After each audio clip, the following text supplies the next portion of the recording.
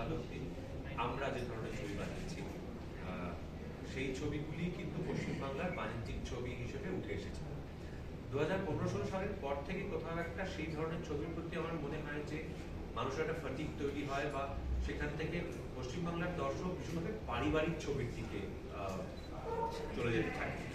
আমাদের ভুললে চলবে না যে পশ্চিমবাংলার বাণিজ্যিক ছবির ক্ষেত্রে যে ছবি গ্রামাঞ্চলে চলেছে বা চলবে এবং অনেক অনেক অনেক অর্থ উপার্জন করে দেবে প্রযোজককে, সেই রকম ছবির ক্ষেত্রে কিন্তু চিরকালই বাণিজ্যিক ছবির একটা প্রিডমিনেন্স বা প্রাদুর্ভাব ছিল।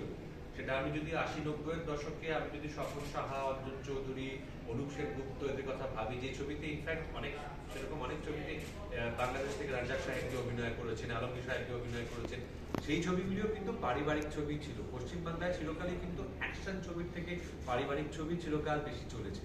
তো সেই দিকে আবার একটা শিফট আমরা হয়তো বা দেখতে পাচ্ছি, হয় সেরকম ছবি কিংবা ফ্যান্টাসি অ্যাডভেঞ্চার, একটু গোয়েন্দা ইত্যাদি নির্ভর ছবি।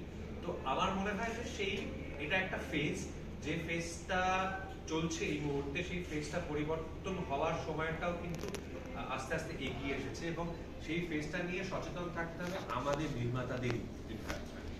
তো একটা সময় যে একটা সোনার একটা ফেজ আমরা কাটাচ্ছিলাম 2007 থেকে শুরু করে 2014-15 অব্দি, সেই ফেজটা নিঃসন্দেহে একটা বাধাপ্রাপ্ত হয়েছে গত 4-5 বছরে পশ্চিমবাংলায়।